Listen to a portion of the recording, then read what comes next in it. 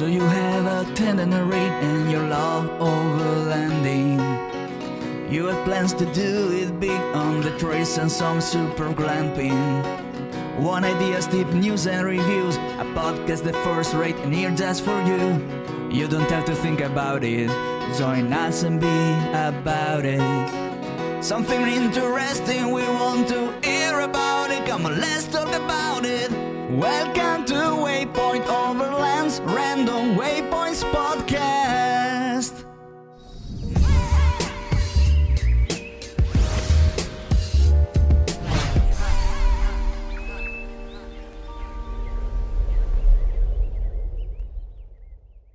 Sponsored by Midland, communication for every adventure, the industry leader in radio communication technology and innovation for over 50 years. Sponsored by My Medic. Sponsored by Tembo Tusk. Sponsored by Shower Pouch. Sponsored by DeMoss Collective, mission built and made for mobility. Sponsored by BrewTrek. Sponsored by Hard Impact Designs. Always remember, the opinion you follow should be your own. Just consider the things stated here to be a second opinion from a complete stranger online. I saw a guy on YouTube, and I think the title of his video was Exiting Van Life. And he just quit van life, and he was telling about how it wasn't for him, and how certain things he wasn't prepared for, and now that he's financially better, he's moving back into a home. And he was basically saying like he didn't like having to go take showers and stuff, like how you were mentioning. You don't understand how people don't have a shower and a toilet and things like that. But then when I went down into the comments, I just want to read you this comment. And if you ain't got something to say about it, fine. It just made me think. It made me do more than think, because I actually finished completing my schedule out till 2030. Yeah. I plan on, I'll get into that second. Let me stay focused. Give me a second. So this is what he wrote in the comments. In the comments below. Mm-hmm. Interesting. I'm not a follower, but the title spiked my interest. I see a lot of parallels with my situation. I gave up nomad life 5 months ago. After 10 years of living mobile at 71 years of age, I could see my health slipping. I've always promoted having an exit plan, and it was time to implement it. I bought a 1-bedroom mobile home in a community that has great access to everything. Medical, retail, and groceries are all close by. I chose carefully with expectations of coming here to die, maybe 10 years from now. I sold my travel trailer, which had been my home for the last 5 years, and will likely sell my van in exchange for a fuel-efficient car. I agree, the adjustment to static life is more appreciative of normal conveniences and is easy to cocoon away from society. I've had no regrets about either life on the road or my life now. It's all about being secure and comfortable. I never hear any conversation about an end date on being nomadic. And, you can be optimistic and say, oh, I can do this to the end. But in reality, there is an end date. Do you ever think about that? Yeah, I think, like anything else, you have to be comfortable. And whether that means in what I'm going to call a primary residence that you are, at, that's stable, that's bricks and mortar kind of thing, or that you're on the road in an overland truck or an RV or whatnot, and you're living nomadically, you got to be comfortable, and you've got to have your resources, right? So that guy mentioned healthcare or access to healthcare, which is obviously very important, no matter whether you're traveling or stable. Things like just doing things like groceries and different appointments that you might have, or just a stability in your life. I think those are important things. And I think that, if you're nomadic, there's probably an end date in everybody's mind, assuming of which that you do this for, your whole life, and then you're dropped out of a heart attack or something, and it ends suddenly, then I suppose you didn't have an end date. But if you're thinking ahead or planning, I think at some age, certainly, and maybe it's not so much age, but it is, your mobility or your health or whatnot. There's a limit until how long you can do, constant travel, because it takes a lot out of you. So I definitely appreciate what that guy's writing in those comments, because for sure, I think that's something that you and I touched on in some other podcasts that we did. Life on the road at being nomadic is not all, flowers and candy canes. It's just the way it is. So regardless of what you're doing, you're living life, right? Mm-hmm. Well, I'll give you a link to the video if you're curious about it. He just was he was never a van life guy. He did it more for economics because his business wasn't doing well. He was never a real van lifer. And there's a percentage of people that are nomadic because they think, and in many cases it's true, that it's less money and their motivation is financial. They just simply cannot afford the lifestyle of having a home with, a bunch of different overheads involved with that. And they end up, for lack of better terms, it's kind of like, living out of your car. But if you don't have the facilities with you to live out of your car, and, we've talked about this before too, where it's like a shower, a toilet, things that are necessary in life. If you've got to constantly, it's one thing having to go do your laundry at a laundromat, but it's a whole other problem is every time you got to use the toilet or you got to take a shower, you got to go somewhere to do it. That's a challenge. That's truly living out of your car. I agree.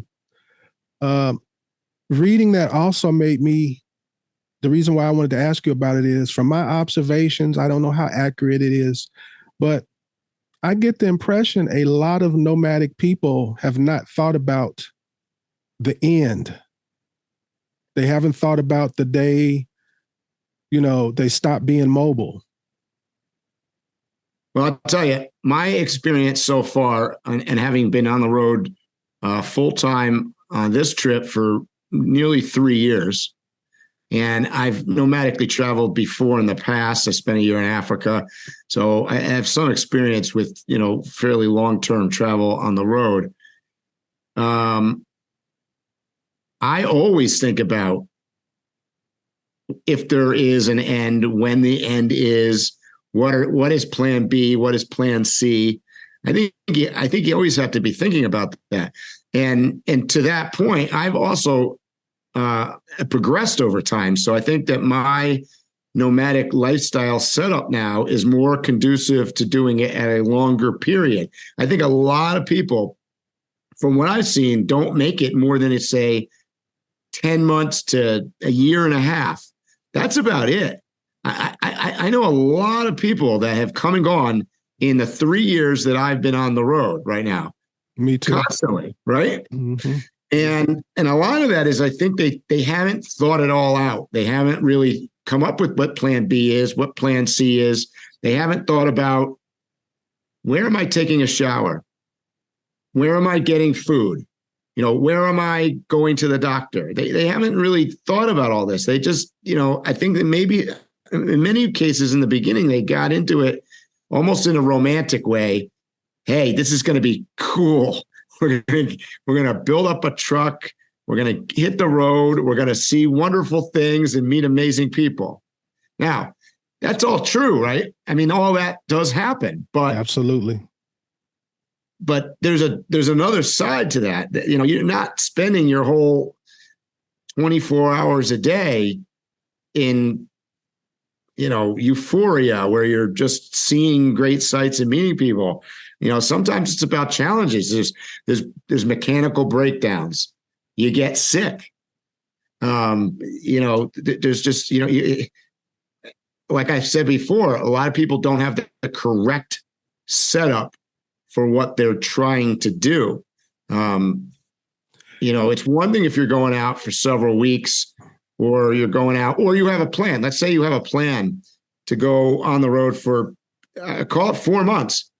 If you've got a plan of what you're doing, okay, this is what I need for facility wise. This is what I would need for shower.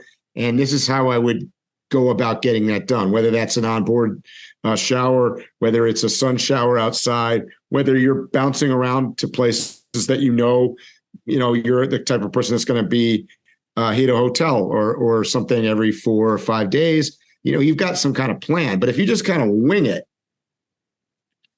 that's a whole different scenario. And I think that's what happens. I think a lot of people, and I'm not saying they're winging it, but what I am saying is that they really maybe haven't thought about everything. And there are a lot of people who, when you really analyze their setup, it looks pretty, but under further analysis or deeper analysis, it's not really a good place to live in. His main complaint in the video was that he did not realize how much he had to move around. And what he was referring to was how he basically had to unpack and pack things. So, he had maybe crates instead of sliding drawers.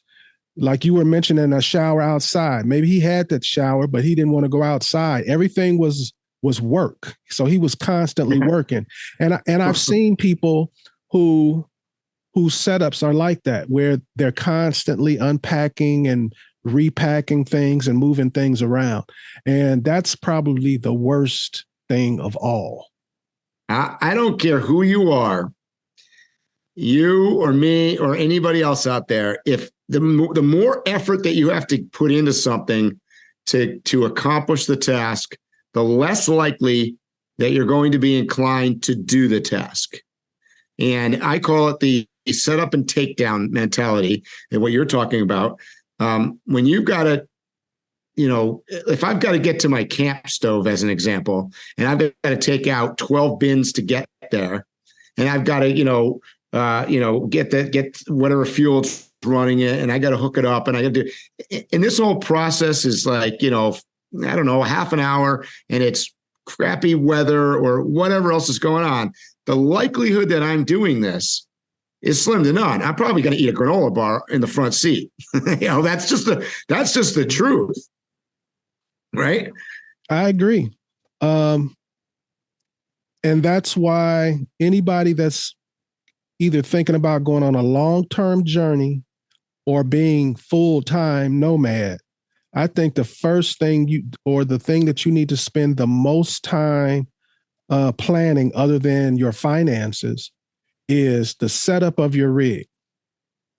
And I think that's a good time for us to segue. We have a guest, and we're gonna bring him in real quick. Perfect. Okay, there I am. Oh, yeah. I see you now. Oh, awesome. I didn't know I had that background too. Is that background okay? Yeah, I was about to say, Great. We don't even care about you. We want to tell us about what's going on in the background. We'll introduce you later.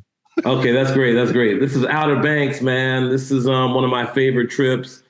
It's an easy drive from Atlanta, where I am based. So it's like an 8-hour drive, maybe half of the time on the interstate and the rest on the U.S. highway and like state roads. You get to get on a ferry, and I'm sure you guys are familiar. You've been there, I'm sure.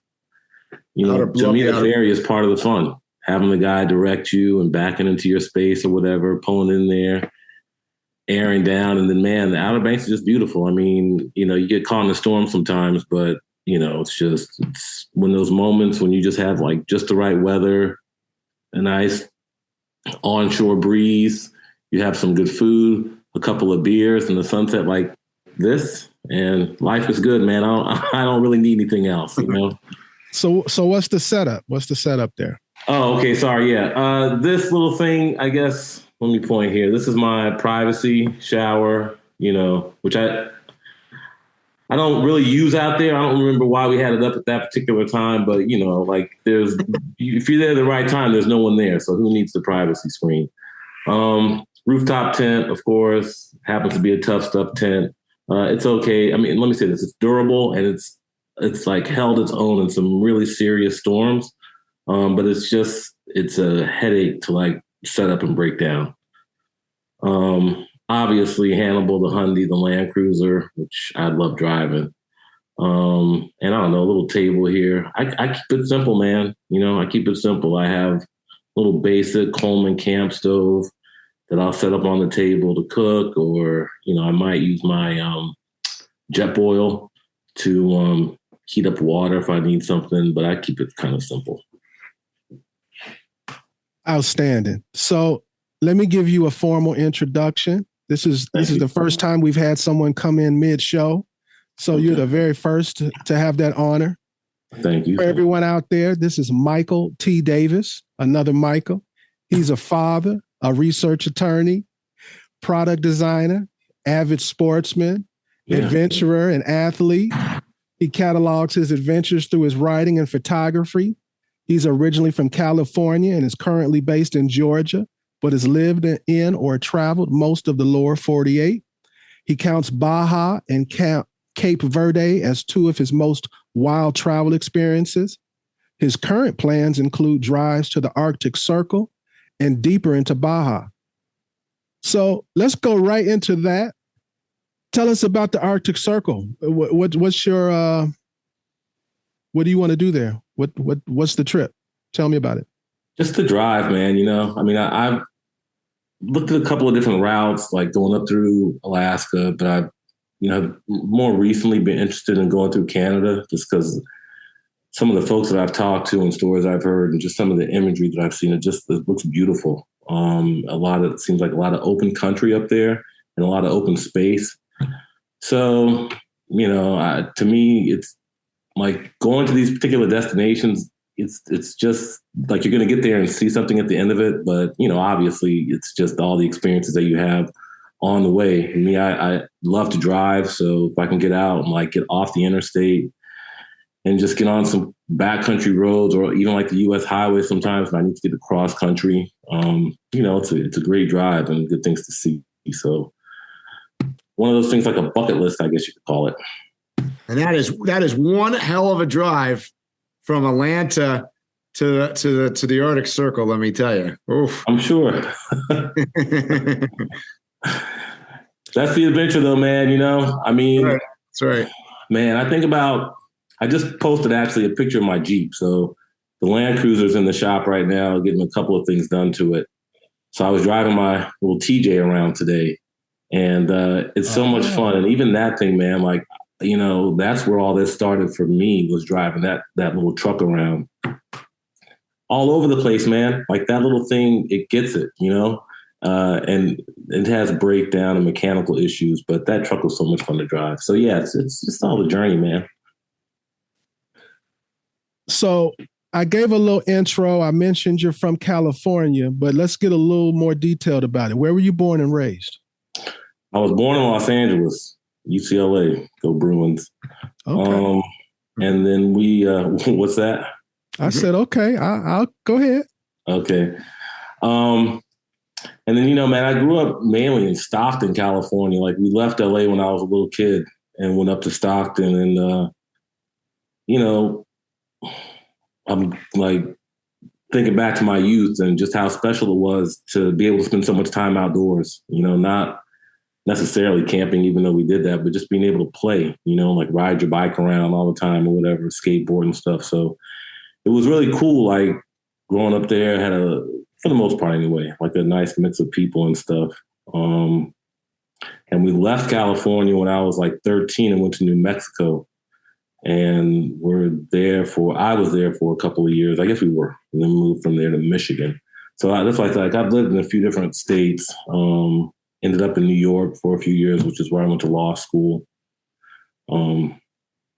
So yeah, man, just like a lot of travel back and forth, I think, and moving around a lot. And when you're a kid and you move around, it's like unsettling because you have your group of friends and then now you have to leave them. And back in 83 or 4 or whatever, like there was no internet, right? You had to be pen pals with someone or something. So it's like you lost a lot of friends, but then you also had to learn to adapt to new situations, like be the new kid in the room or whatever. And I think that benefited me because you just learn how to be flexible, really. And you also learn the similarities of people, which I think is important too. So, a lot of moving around when I was a kid, but I think overall it was a benefit. So during your growing up, did you do any overlanding or camping or any outdoor things like that? With my grandparents, like they were adventurous. And it's funny because my parents were not, my mother's side anyway. But yeah, like they would take me fishing when I was a little kid, and like they were more day trips. We weren't doing any kind of camping. But my parents did actually send me to a summer camp when I was about 11 or 12, and I think that was my first introduction to like camping. In fact, I was laughing with someone the other day about this because, I did start out camping, backpacking, and we had like those little steel frame backpacks, that we would carry, stuff your jam, whatever stuff in there. And we didn't use tents. Like we would be out for the weekend and camp counselors might throw up a tarp or something between 2 trees. And we would lay our little bedroll on the ground and our sleeping bag. And like, that was it. You sleep under the stars. It was awesome. Like it totally just blew my mind, man, looking in, like 11 years old and seeing the Milky Way. Like, It was like, whoa, I'm so insignificant. This is like this huge thing out there that I'm a part of. And yet like, you're just, a speck of dust. And that like just turned me out to being outside and outdoors and, camping like that at that young age. So you went to law school in New York. Are you an attorney now? Yes, I am. I know the answers to these questions, but for the interview. And how long have you been an attorney? Man, I graduated law school in 1999. And I passed the Georgia bar in 2015, I think. So a long time I've been doing this. I'm sick of, and let me be careful, I'm sick of where I am, right? There's so much hypocrisy right now, man. And I happen to work in the federal courts. And so, I think from my spot, like I have a unique view on how things happen. I'm over it. I'm over it. So I think that there's some good out here that can be done, but I was talking to a friend of mine today. It seems like these kind of conversations is where the good happens and like where we can build off of. Getting emotional a little bit because, it's like, there are people pulling strings, and always those people, like, they don't care about us. So unfortunately, sadly, it's usually about money, right? And it's about an agenda, and it's about a lobbyist, and it's about, it's not ever about us. It isn't, and so like, let's stop behaving. But, I think like the pandemic, man, to me anyway, from my perspective, it really, it opened up a lot of people's eyes to that, and I think already people were feeling like, this is BS, the way things operate. But, I was talking to one of the women at work today. It's like, if you look at studies, they'll say that productivity went up during the time when people were working from home. Well, now it's like, why are all the bosses ordering people back to work? What is that all about? And then people get caught up in the politics of it, right? I'm red, you're blue, So anyway, man, like, it's not really about that. It's not about that, It's fitting right, and Phil, he's fitting right in here because this is pretty much what we do all the time. we go right off tangent, and we're talking about politics or something else. But yeah, so, I've been watching, man. I love it. I love what you guys are doing. I really appreciate what you guys are doing. I've been paying attention, and I want to say I'm not ready for an electrical vehicle, maybe to like drive around town, but that's a bunch of BS. I think it's great to see that there are like women in the taking the lead in this industry and just being outdoors. And I was surprised at what you guys were saying, that you see more women traveling solo and, you know, with their partners, whatever, too, than you do men. That's a fact. That's interesting. But, man, I mean, really, if you think about it, women tend to be more brave than men do anyway, just in life. You know, I don't know if it's because they give birth or whatever it is, you know, but so. Won't get I ramble, man, so you got to interrupt me and ask me a question. Oh, no, you're fitting in quite well. This is how it goes normally. We be all over the place. Yeah, exactly. Good. So let's talk about Overlanding. How did you get into it? How did you hear about it? Let's start from the beginning. You know, I think I heard about like an Overland Expo, like the Overland Expo, maybe around 2018 or 2019. But, you know, I just wasn't focused on that in my life. I mean, in terms of an expo. Like I said, I've been driving that Jeep since 2005. I guess it's 04. I got it in 2005. And I was already into, like I said before, hiking and backpack. So it's kind of like now I can just go a little bit further and, you know, take the Jeep somewhere and like have that off-road adventure and then eat lunch or camp or whatever. So I started doing that kind of stuff around 2006, 2007, I would say. I moved, and I was living in Michigan at the time. Mm-hmm. And, you know, so spent some time just in northern Michigan, which is just absolutely beautiful, just gorgeous. And I don't often like to tell people where I go because I don't want a bunch of people to try to go there too, but it's just phenomenal. And then I moved down here in 2007. And so started spending like some time in the North Georgia mountains on trails there. I used to pack my kids into the Jeep and like take the dog in there too. And we drive up there and, you know, bring ramen noodles and have lunch or go for a hike or whatever and come home. So, and I used to do a lot of road trips, you know, Detroit down to, man, Florida is a huge state. One Christmas, I drove from Detroit to Atlanta. Smith and I here with a friend of mine. Got up the next morning, drove down to Lake Wells, Florida. This is all in the Jeep, right? Dropped off a friend of mine there and then continued to drive down to Miami and spent a couple days down there and then drove up to South Carolina. And when I was driving up to South Carolina, I was just driving and I was still in Florida, you know? That's frustrating. So I'm like, this state is so freaking big.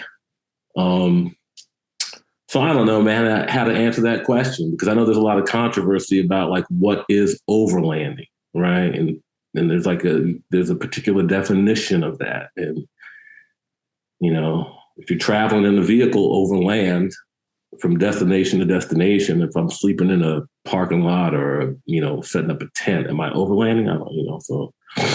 So let me ask you what I really want to ask you. When did you get the urge to move, to travel, to see other places? I've always been like that. I'm a Sagittarius. It's just in my nature.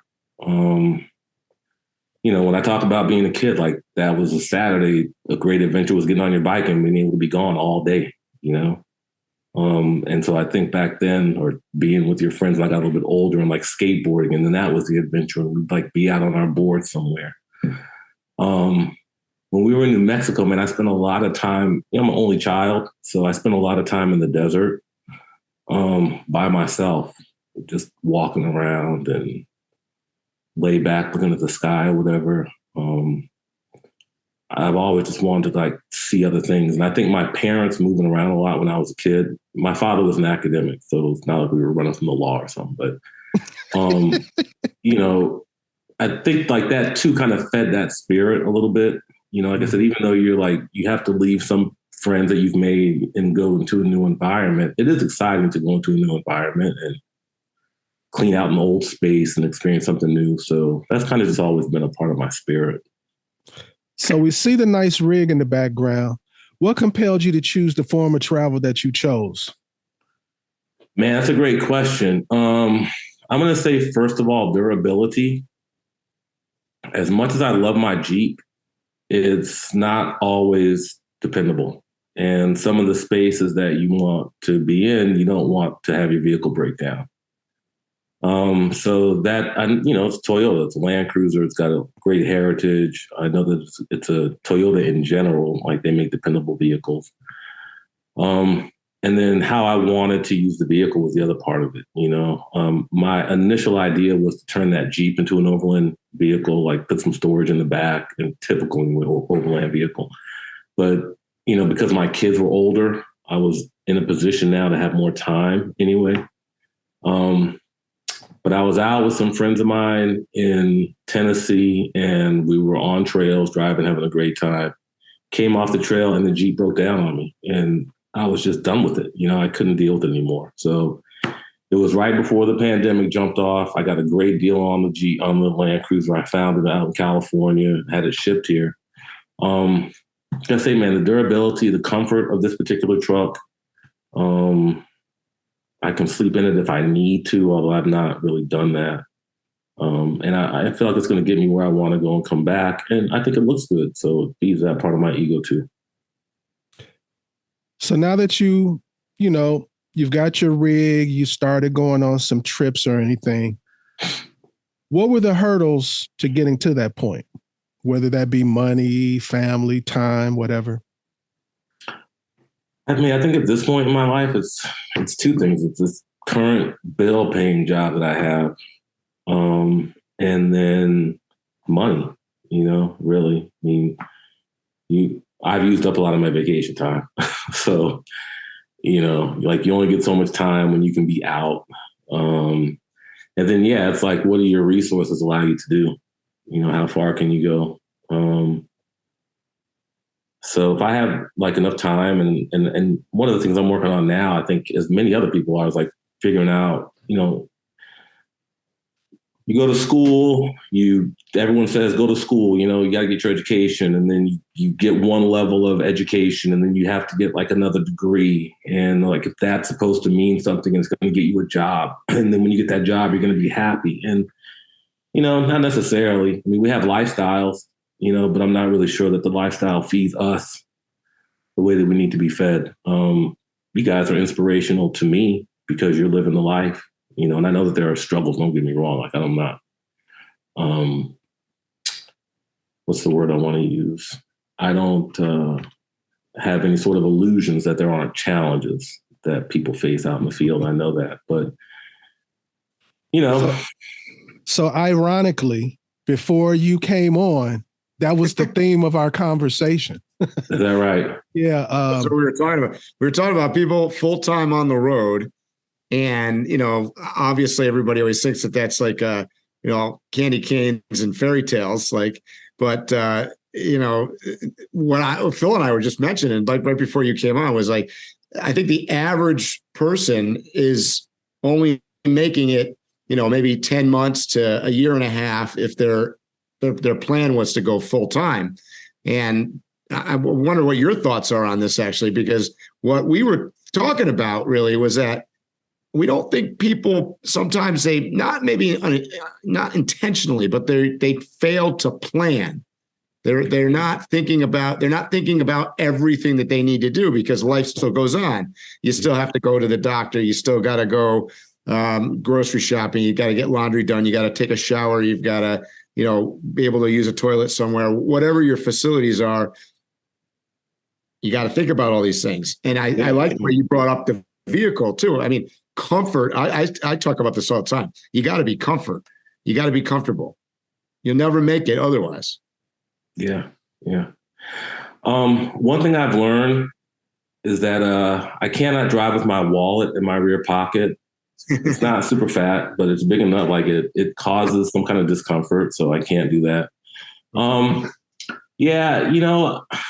I think people have like bought into what they see on YouTube, obviously, right? Or what they see on Instagram. And it's like, oh, I can go do this.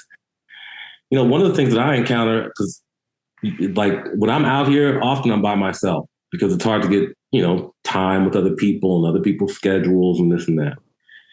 it gets tremendously lonely sometimes, right? Mm-hmm. Like, even this beautiful view, it's like, who am I sharing that with? And I can take a picture, but in that moment, like what I'm feeling, it's tremendous loneliness sometimes, right? Sometimes I enjoy the loneliness of being by myself.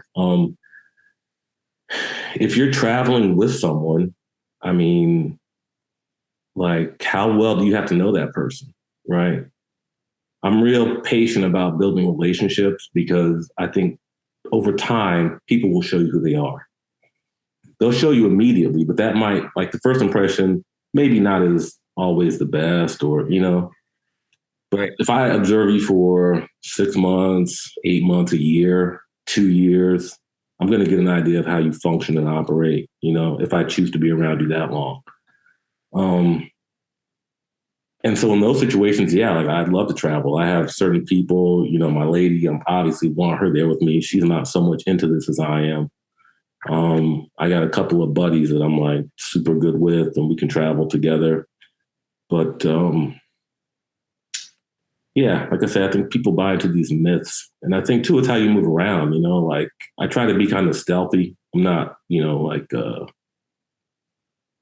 sleeping in the parking lot kind of stealthiness, but just because of the climate sometimes, man, and how people think in this country, I might prefer to show up at a campsite when it's a little bit darker or later in the day, just to, or like find a spot off in the cut that's not going to attract a bunch of attention, just for my own like feeling of safety and security, but just for privacy's sake too,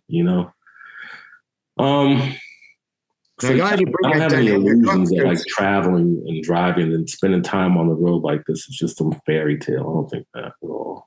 No, but what you bring up is a good point, because there's a lot of, obviously you're doing a lot of travel solo by yourself. And that's a whole nother dynamic. I think a lot of people just don't really get a grasp on, and it can be extremely depressing. It could be, you can get lonely.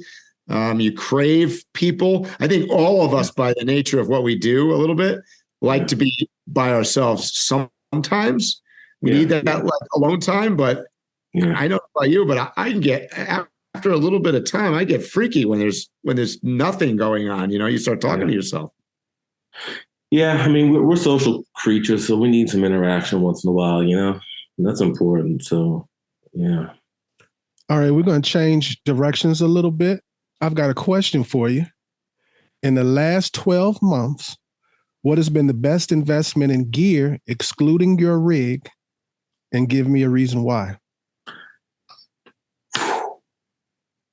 Does that have to be one thing? Mm-hmm. We'll take whatever answer you give us. Okay. Man, well, I mean, I guess I have to be sort of typical with my response. The refrigerator in the shower totally changed the game. Like, especially if I'm on the beach, you guys know Outer Banks, those bugs out there can be ridiculous. So during the day, you're slathering on, bug repellent. At this time, when that sunset comes, if I could take a nice warm shower, which I'm able to do now, it makes the evening so much more enjoyable. And then the refrigerator, just because now I can stay out longer. I don't have to, my food's not floating around. So I guess those are two kind of like typical things. Baby powder. Typical, but a lot of people don't think of that. I mean, it's worth mentioning that, to me, I agree with you. Those are two things that are super important to your comfort and to your ability to stay out. But you'd be surprised. A lot of people, that's not on their radar. Well, I'm going to tell you the other thing. For me, baby powder. No one thinks about baby powder. I learned, my lady taught me, if you're at the beach, the baby powder is very good because it soaks up the moisture and it prevents the sand from sticking to your feet as much. So you're not tracking it into your tent. And also, it's easy to freshen up with baby powder. I like to be natural when I don't have to be in certain spaces. Sometimes you might want to be a little fresher, but you don't want to put on some chemical. Baby powder is nice for that. So if me and Mike show up to the Outer Banks to camp with you, what's your go-to meal? What are you gonna fix for us? Man, that's a great question. I got one too. The last time I was out there, I like to prepare, like maybe marinate some chicken and stash it in the refrigerator before I head out, Okay. If I don't catch a fish, because I love the fish out there too. Okay. The last time I was there, I grilled up some chicken in, on a little pot or whatever. And you know how after you cook your chicken, you have the little chicken dripping or whatever, or, stuff.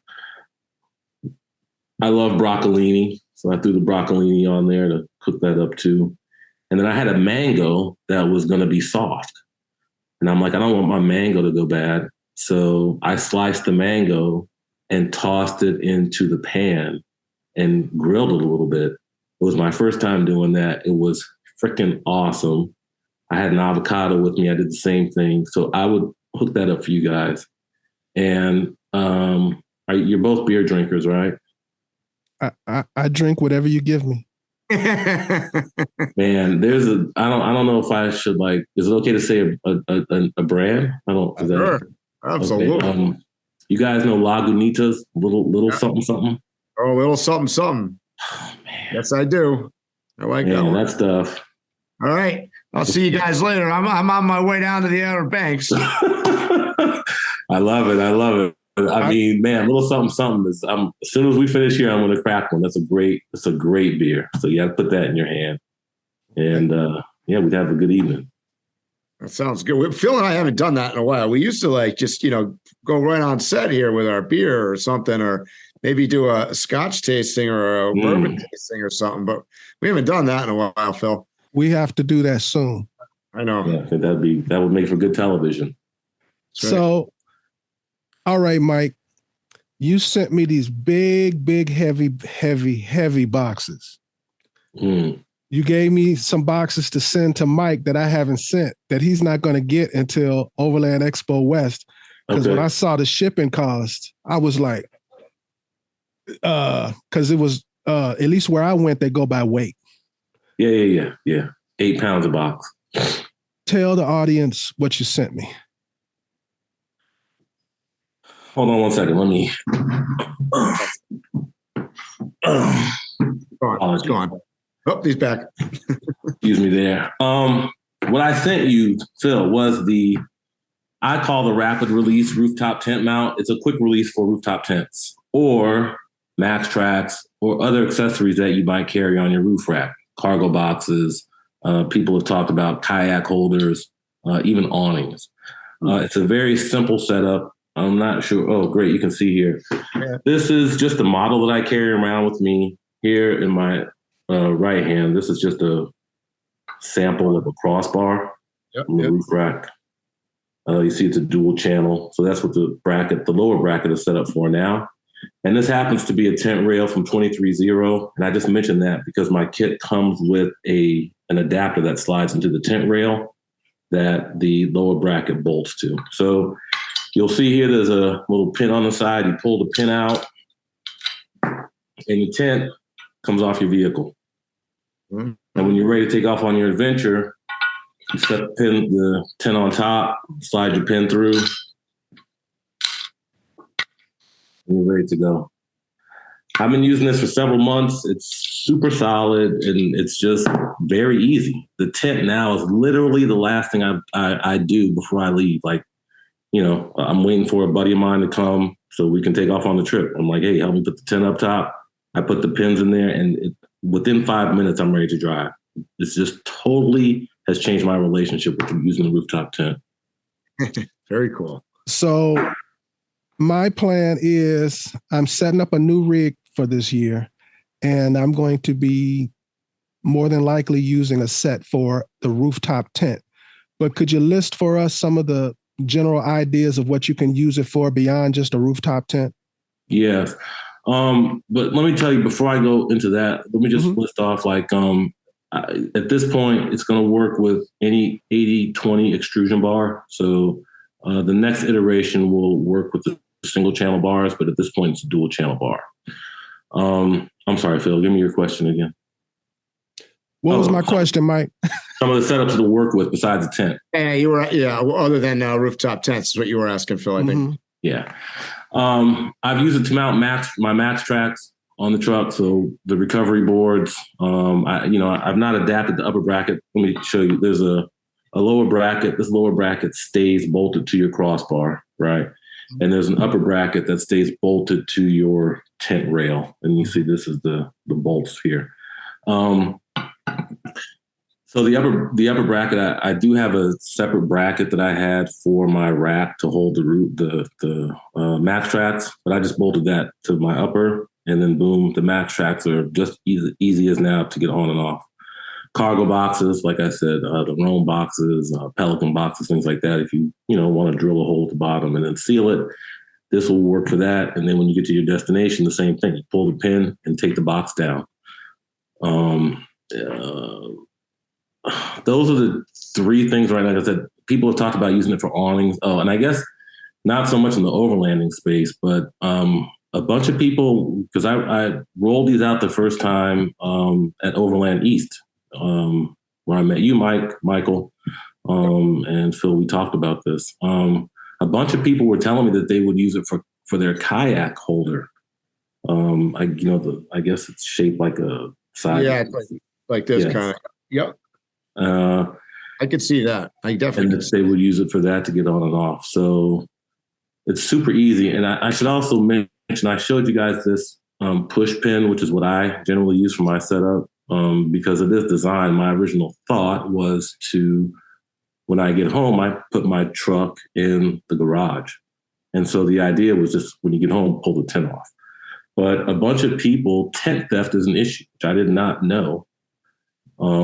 And so I do sell a pin that locks with the key fob if people are interested in that. Very cool. So what made you think of this? And by the way, we're about to grill you on this product. Oh, please do. Yeah, man. So I was preparing for a trip and I wanted to use the rooftop tent, but I was going to be gone for a while. I think I actually had two trips coming up. One was to the Outer Banks, and then I was headed out to New Mexico. And so I knew I was going to be using the tent, especially, on the Outer Banks. And I did not want to deal with the bolts, reaching between the roof rack and underneath the tent to get this quarter turn on a bolt. I don't know if people understand, but the last time I did it, it took me like 6 hours. It will just take all day, and you don't want to deal with that, So I was searching online for a quick release, that would work. There's got to be a quick release mount, and there was not one. I could not find one. I came across one that this is a quick release. I ordered it. It didn't fit my rack, and I was going to drill a hole through my rack bar. I didn't want to do that, and so that was it. I just sat down and designed it. And we were talking earlier about my job. I mean, part of it was that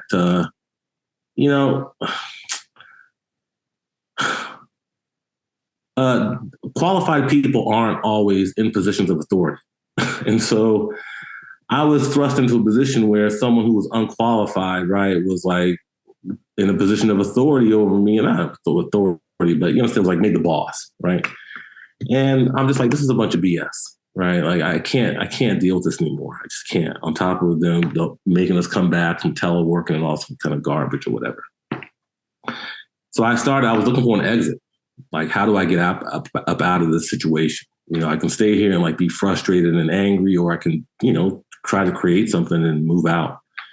And my first foray was actually into canned beans, because I cook good beans, and I would take them and give them to a buddy of mine. And he's like, "Oh, these are so good. You got to sell them." And so I just started going through that process. Okay, I'm set up a bean business, Mr. Michael's Beans. I had a cool little logo, and I'm like, let's start humping on this. And I was in my house, man, cooking beans. I got a pressure canner, and I got a bunch of jars, and I was in here working it out. I had recipes, the whole thing. And then, man, getting into the food business is just super expensive. and your recipes have to be just right, before you turn it over and like having your network. So I'm going through all that. This trip is coming up and I'm like, I want to use this tent, looking for a thing. I'm in this mind frame, of like frame of mind of like, I got to get out of the situation I'm in. And I was like saying a prayer one night, man, like, help me out. I need to get out of this situation. And then the idea just came to me a few days later, like, there's got to be a way to get this tent on and off have it, secured onto the rack quickly and easily. And I just started drawing up sketches and that was it, and got my graph paper out, and got my old protractor and the little compass or whatever that you spin thing and like a ruler, and just started sketching and drafting, and that was it, man. And here I am today. So tell me something about the actual, how strong it is. Good question. This is made out of steel. It's going in either the end of this week or early next week for the, what am I looking at? I guess the dynamic weight rating, but it's well testing. Thank you. Sorry, that's what I'm looking for.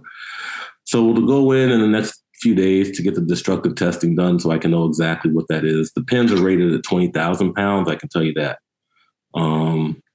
The brackets themselves, like I said, that's going to be worked out. But this construction that you see here, this first iteration is a weld. This is a solid block of steel that's welded onto the flanges, welded on all four sides.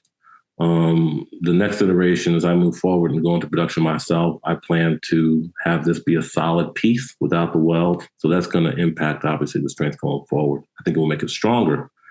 But I'm confident in these. Like I said, I've been using this for several months now. So it'll go in next week, and then I'll know exactly what the rating is.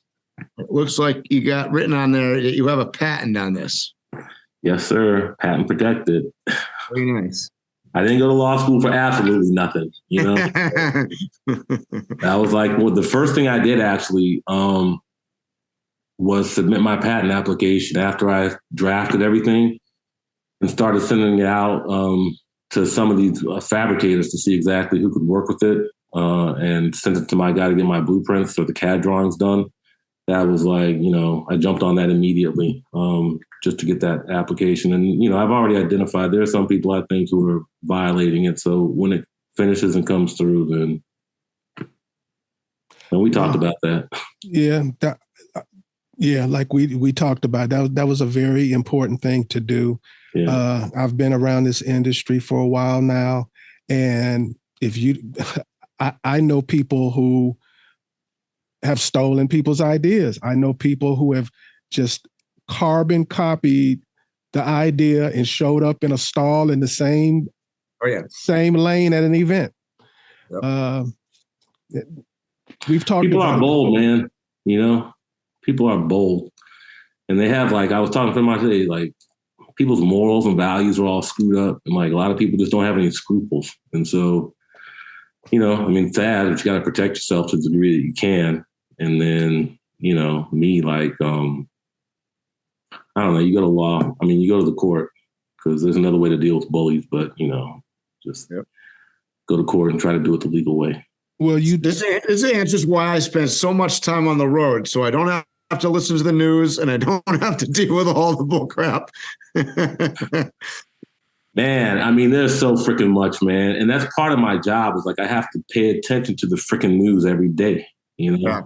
So I'm just reading this like BS, and then it's depressing. And it's not depressing. Like, I understand the media is there to manipulate people too, but what depresses me so much is that so many people are so easily swayed. Yeah. Easily. That is depressing to me.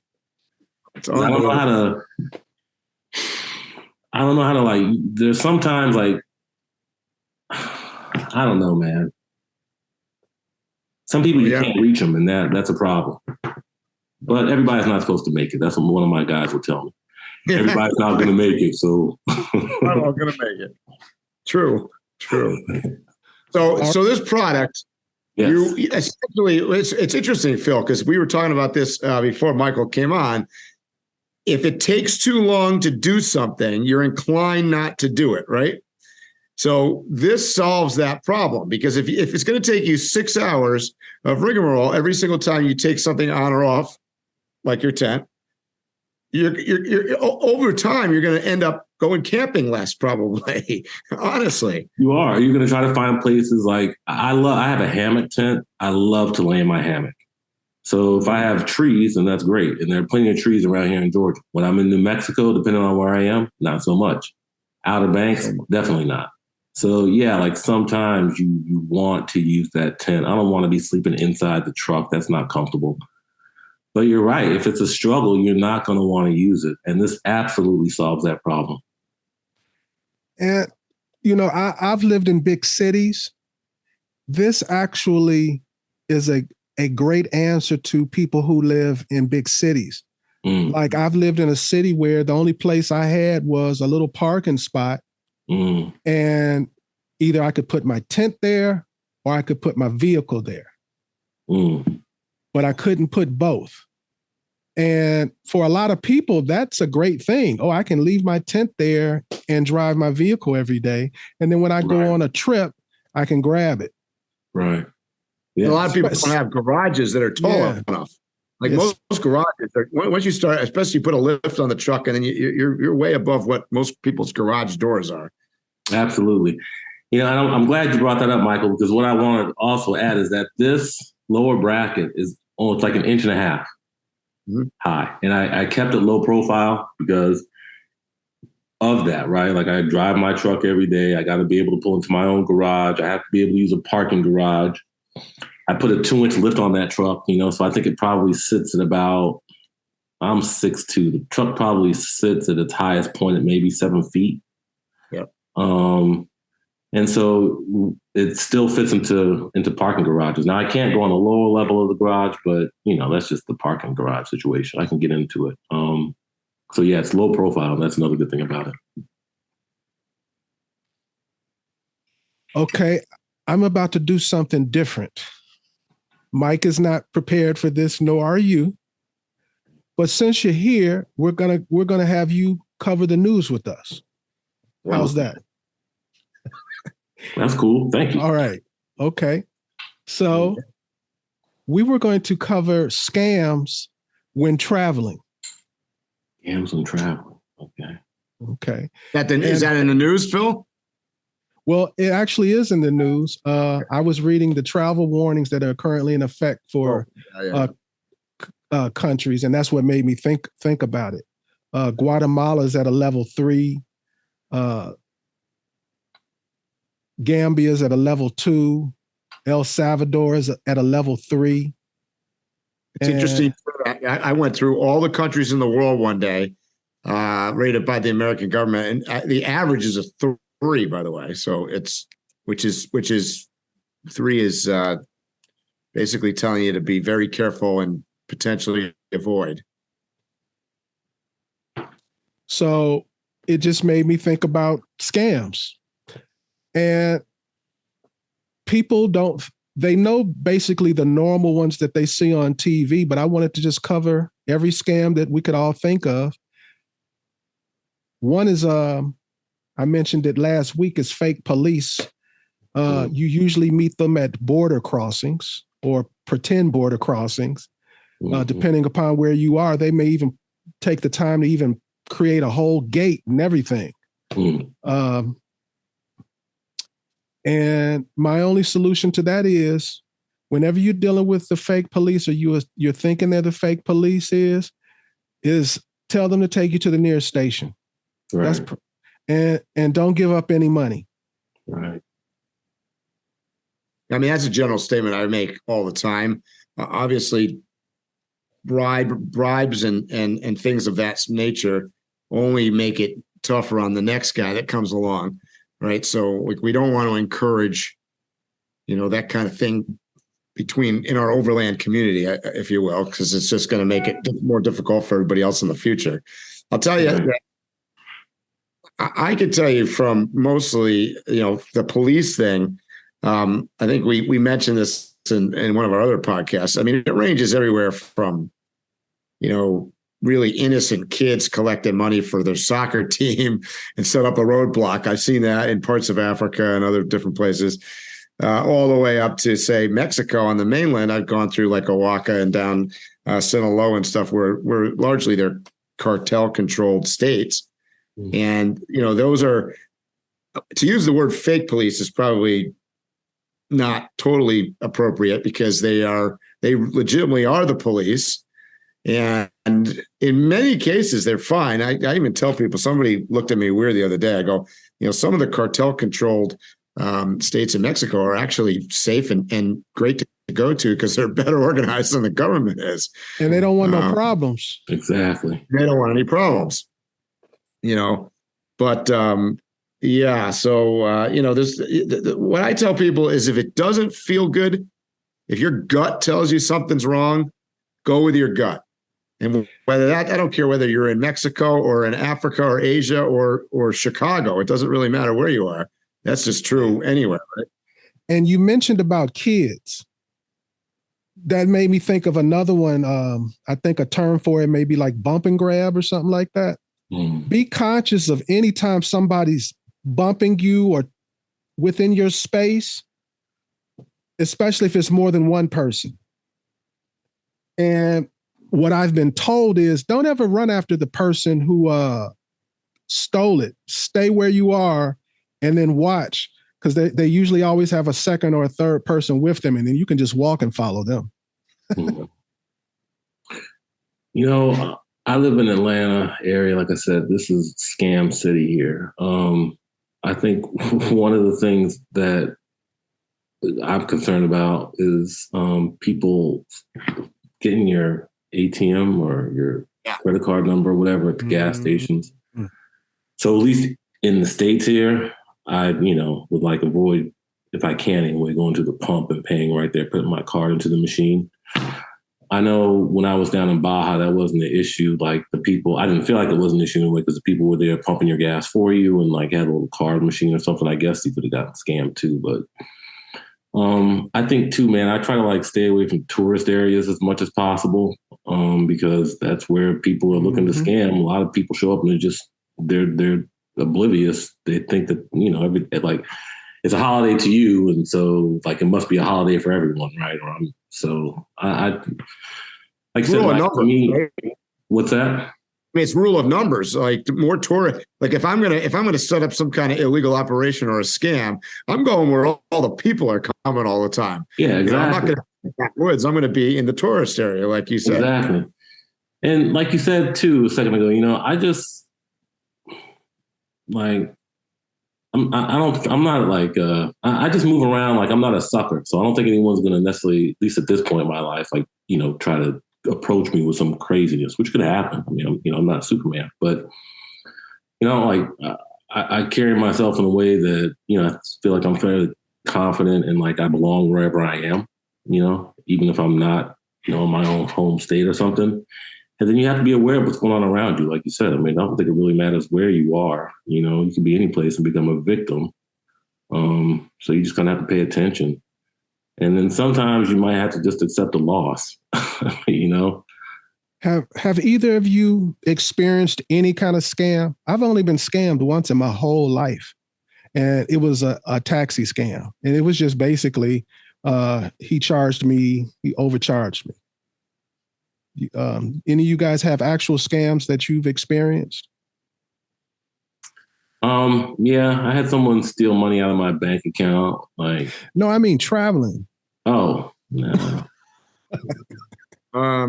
Yeah, I mean, if you're counting like those checkpointy police things that are, sketchy in places, I've seen a few of those in my day. It's interesting. Michael brought up the debit card thing. I try not to use debit cards anywhere because you're not really protected there. They can get the money right out of your bank. So you're better off, if you got to use a card, use a credit card. Like while I'm in Mexico, I pretty much run almost all on cash. Yeah. I really try to avoid it. Although you're right, when you go to the gas station, you're face to face with the the gas attendant, and they got a little, machine that you stick your car. It's never going anywhere. So Right. a little bit more secure than I do. Like you said, if you go downtown Atlanta or somewhere, and you don't know, who knows what kind of reader they've stuck in the machine, or who knows. Exactly. Yeah, it's funny. People. Well, what was your question, Phil? You were getting ready to say something. I don't remember already. You were asking whether or not we've experienced scams. I mean, it was something about the last thing that you said, and I don't remember what the last thing was you said. It was about the cards. You kind of alluded to it, but for the audience, it's a good idea to have a throwaway credit card where when you need to use a card, but you're skeptical of the situation, that's the card you pull out. Mm-hmm. That's what I do. Yeah, I pull out the card according to the situation. Yeah, yeah, that makes sense. Yeah, I keep different things in different parts of my body too. Like I won't put all the money in one place. I usually will carry more than one card, like for that reason. I have a neck thing that goes around my neck, and it's a pouch, and you shove it down. I went across Africa and Europe with that, and nobody knows because he avoids that bump and pickpocket thing, like you're in a big square or something, and somebody's trying to pull something out of your pocket. So it's just simply not there. So there's lots of things you could do. I tell people, don't ever look glitzy.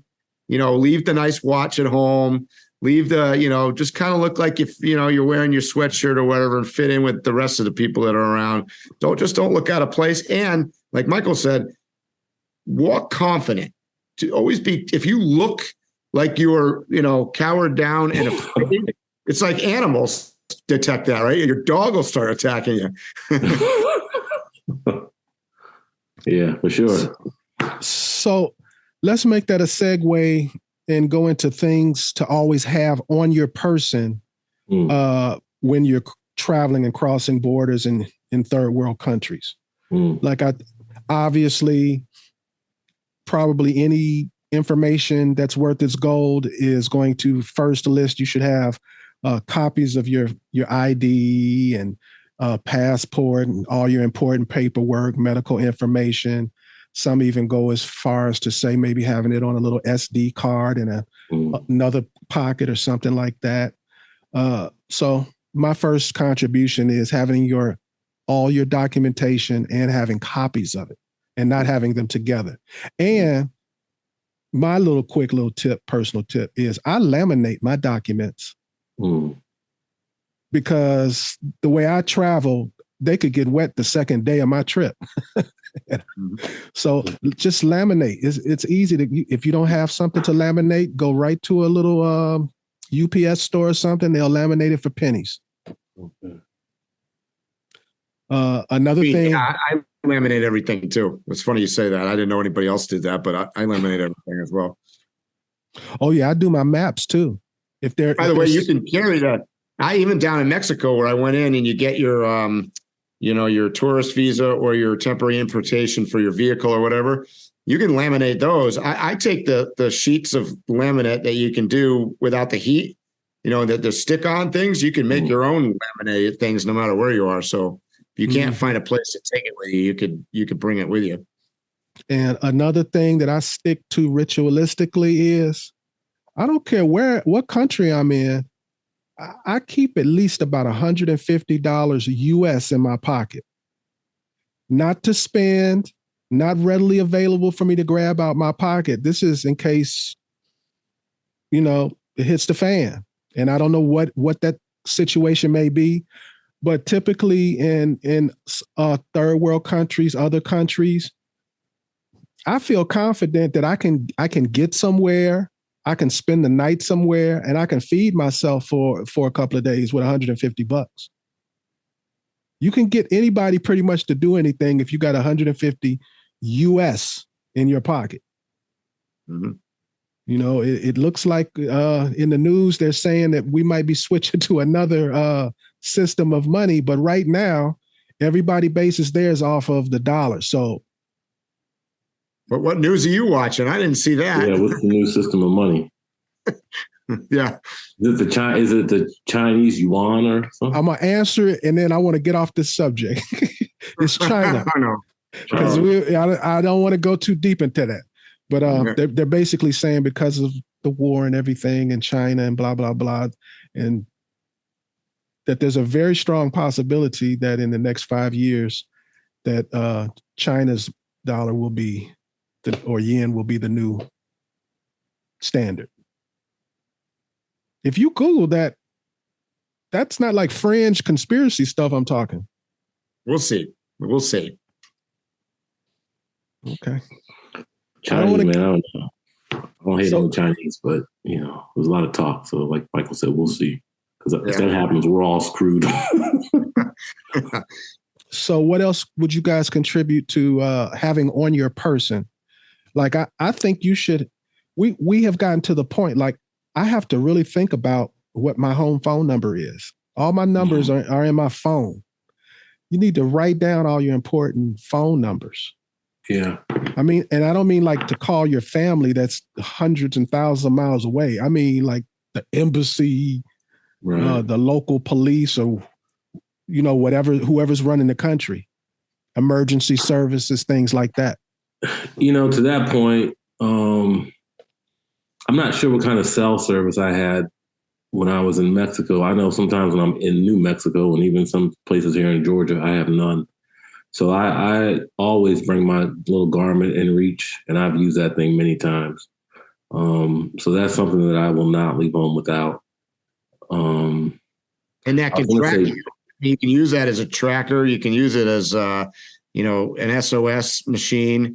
I mean, there's a lot of things that go with the InReach. I'm like you. I carry my InReach all the time. Yeah, I like that little thing. I was going to say, like you, Phil, cash. You got to keep some cash. Emergency. I figure Land Cruiser doesn't get that great of gas mileage. So if I could, $150 might get me 600 miles. I don't know. But I figure if I can get 600 miles, maybe I'll get out of trouble, So, but the same kind of thing. Yeah, keep some cash on me. And then this may sound strange, but I'm going to say a positive attitude, man, because I think like most people that you encounter are not going to be out to get you. And these people who like walk around with this attitude of, like we love guns in this country, and I talked to friends of mine. I'm like, well, like, I went to Baja by myself. Like, why don't you guys come with me? Oh, but like, did you need to take your gun? I'm like, nah, like, no, I never felt unsafe. Like no one was out to get me. The people that you're going to encounter with the guns are the federales, and you're not going to match up against them. So just sit back and enjoy yourself. Like the people are welcoming. They want the tourist dollars, right? They're very accustomed, especially down there, to people being down there and coming through. So just come have a good time, So yeah, I think a positive attitude is going to go a long way because that's just the energy that you're bringing, Well, I think I can speak for Mike on this one. We are all on the same page on that one. Yeah. We talk about that all the time. 99% out of 100 people are great people, right? I mean, there's bad eggs everywhere. Yeah. And the likelihood that you're going to encounter a bad egg is a lot less than your likelihood to encounter, good people. And I've found that in, hundreds of countries around the world. And I agree. People are like monkeys, right? That we monkey see, monkey do. And we feed off each other. So if you've got a positive attitude, likelihood is they're going to have a positive attitude too. Yeah, I agree. People generally are interested in us. Yeah. Right? You're traveling. It's an interesting story. Yeah. Any other contributions on what you should have on your person? Might get some disagreement on this. I think you should carry hand sanitizer. And not because I think those people are filthy or something like that, but some places it's hard to get good, clean water. And then you can just squirt and you're good to go. Oh, you mean to wash your hands. Yeah. Mm-hmm. I trust me, if I'm with my truck, I always have that orange, what do you call that? That shop stuff. Cause I am filthy. Oh, yeah. Like anywhere near my truck and I'm dirty. Yeah. And I like to carry little cable ties. Just the little ones. Mhm. I swear to God, just 3 little cable ties. You'll be shocked at what you can fix or what you can be on a trip. There's things that I still have a cable tie that I use to hold it, and I've never repaired it because the cable tie has worked so effectively. Lots of things. I'm gonna say baby wipes. I guess that's just something in the car, but to your hand washing. No, you can thing, get I you don't- can I have a don't little like- packet. You can have a little Yeah. packet. I keep a little packet in the glove box. I don't like the hand sanitizer stuff. I feel like it leaves some funky film on my hand. Yeah. Yeah. So I like baby wipes. Oh, I'm gonna tell you something else. Mhm. My toilet. I'm not leaving home without my toilet. Oh, I get it. Well, if we're talking about what we're bringing with us, I got a roll of duct tape. I don't go anywhere without duct tape. I got some of that too. Oh man, that I put that up there right with the cable ties. You will be shocked at what you can fix with. Yes. Yeah. Is there anything else you guys want to contribute to that? One thing I always bring with me is my journal or just my notebook. So I'm jotting down, especially now with hard impact design, so many ideas and things. So I'm constantly keeping track of my notes, or when I am able to get someplace and relax, like I do like to write. So then that gives me an opportunity, boom, I can just bust that out and write a little something. So there Mike, you go. Yeah, sitting right next to me. There you go. In fact, I'm sure, I don't know if you guys know this. I wrote, there you go, Phil, too. All right. And then see, here's mine. There we go. Perfect. I even have tabs on it, too. There. Yeah. Expedition Portal published an article that I wrote after one of my trips up to the Outer Banks about this little shellfish thing called the coquina. mm-hmm. So if people are interested, they can go check that out at Expedition Portal. It's called On Humanity and the Coquina, I think is the title. Just Google Michael Davis. I think I saw that the other day. Yeah. Okay, cool. Yeah. It was cool to see your thing, like your words be published and the experience. So Mike, I'm going to do a quick little round of questioning before we get out of here. You ready for that? What's the first? Yeah. Oh, okay, sorry. We're interviewing you, Mike. Nah, but when there's two Michaels, it's like we're confused. We're talking to both of us. So, what's your favorite type of trail? You like sand? You like mountain trails? Boulders, technical 2-track? That's a great question. I really am going to say that I prefer a lot of the sort of trails that I have driven when I'm out west that give me views to see and where I can get a little bit more speed.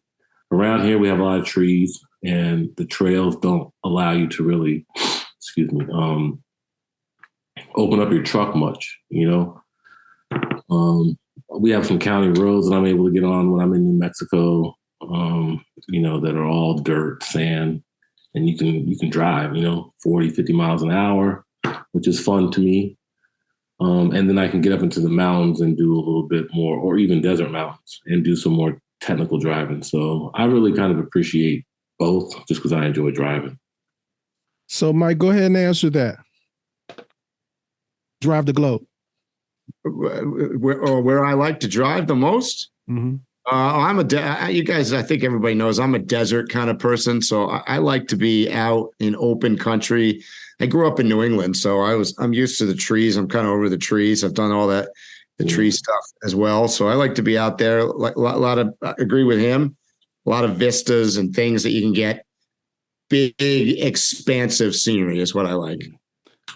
All right, this is for Mr. Davis. Wait, Phil, you didn't tell us what your favorite is. Yeah. Oh, I love a trail on the side of a mountain I love mountains. I love being on a trail high up in the mountains, as high as I can get. I love starting out where it's 80 degrees, in the lowlands. And as I make my way up, it's raining or it's snowing or there's still snow left. Being able to look off into the distance and being able to see maybe a more grand snow-capped mountain in the distance. That's my thing. But obviously, I like it all. I probably spend more time in the desert than I do in the mountains.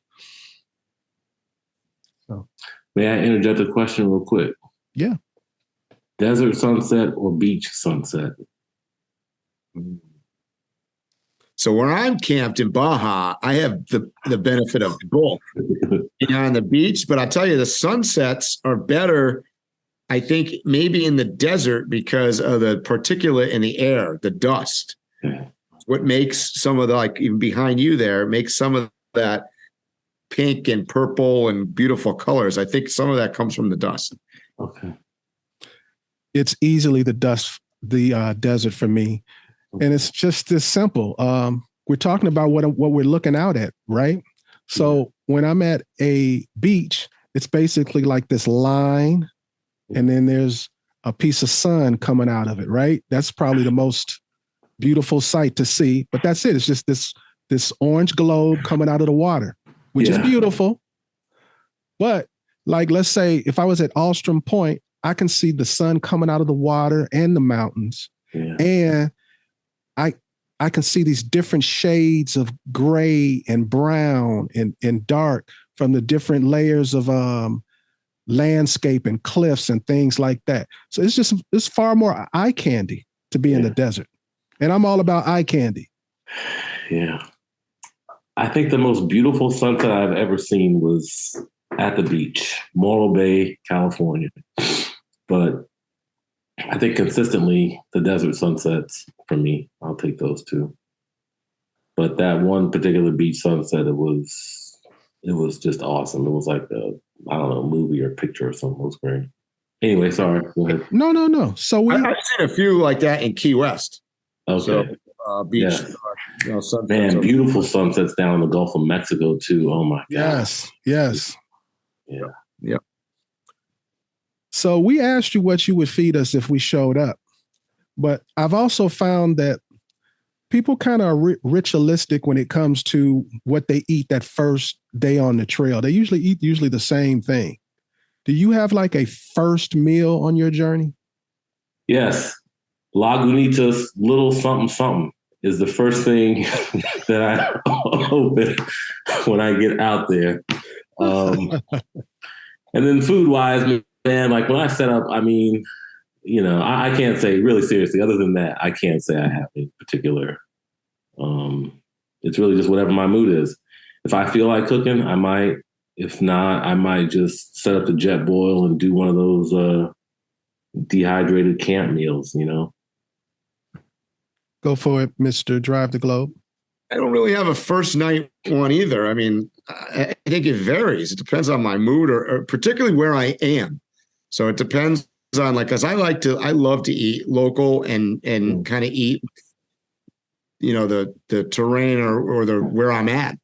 So that would depend. You know, I would say if I'm in Mexico, it's going to be a burrito or a taco or something for sure, and probably maybe a little cerveza. Well, for me, it's not a particular dish. It's what kind of protein. I usually like to first day have something seafood because I usually that's something that I need to get rid of and cook first. Okay. So, and you've hung out with me, you know, I'll usually do something like a stir fry with mussels and clams and lobster and shrimp and all kind of seafood in a stir fry. Or if I'm lucky enough to get a piece of fish, I'll pan fry that. But whatever it is, it's going to probably be a piece of seafood. So here's my next question. What's currently at the top of your bucket list for travel or overlanding or off-roading or anything like that? Man, I mean, I really, like in my brain right now, I just want to get in my truck and start driving. Like I say, drive up into Canada, drive across the country. There's a couple of roads up there I can't think of right now that I want to drive. Then I would like to drive, say, cross country, come back down to British Columbia, maybe head down the West Coast, down into Mexico, man. I want to drive all the way down through Central America, cross the Darien Gap, and drive down somewhere in South America, and then ship my truck over to Africa and just be over there for a while and drive around and maybe come over to Europe and drive down through Spain, Morocco, head over to Tunisia and come into Africa. I don't know, let Hard Impact Designs take off and make some moves, and then we'll all take some trips somewhere, wherever we want to go. What about you, Mr. Ladden? Next up for me is looking to pretty much Central America. I've been, spent a bunch of time in Mexico now, and I want to continue on down the Pan American and explore Central America, as I would say is next up for me. And that's the same for me. Hopefully I'll make it all the way to Chile and back. That's my next trip. That's my bucket list. That's what I really want to do. I'm looking forward to it. I hate to say what I plan so early because it'll be something totally different when the time comes. But what I have in my mind is to go south on the West Coast, come up on the East Coast. Okay. All right. Is there anything I should have asked you that I didn't know to ask you, Michael? I don't think so, man. I mean, we could just keep talking. But, is there anything else you'd like to say? While we're talking about people, I was just thinking about an experience that I had when I was down in Baja. And, I went down there not knowing really what I was getting into. So I stopped at a grocery store in San Felipe and bought some fish and broccoli, so that I would have food. And that was a total mistake because first of all, if you like to fish and you're down there, you can fish anywhere you want, And then the locals, the people were so freaking friendly, there was food there, like you said, Michael, locally that you could get. Yep. And then, when you're down there, you stayed up and pitched my hammock tent in a palapa, right? Connected to the rack of the truck. So it was nice, beautiful scene. And a guy came and posted up at the palapa next to me with his girlfriend, right? And he got there and pulled out his fishing rod through the reel. Put the hook in the water and pulled out a fish, immediately. I was really impressed.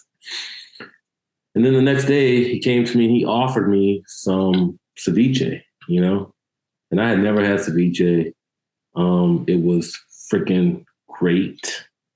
It was fresh right out the ocean, and people's attitude is just to share, culturally, right?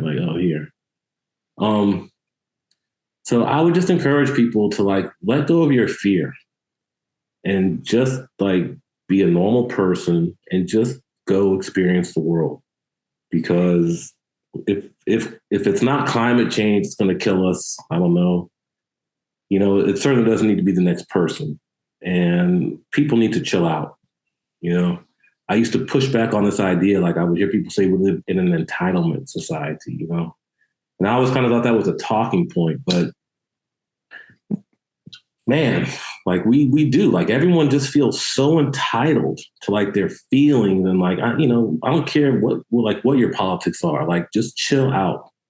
Your perspective doesn't have to be mine, and that doesn't mean that we cannot get along with each other and enjoy an experience.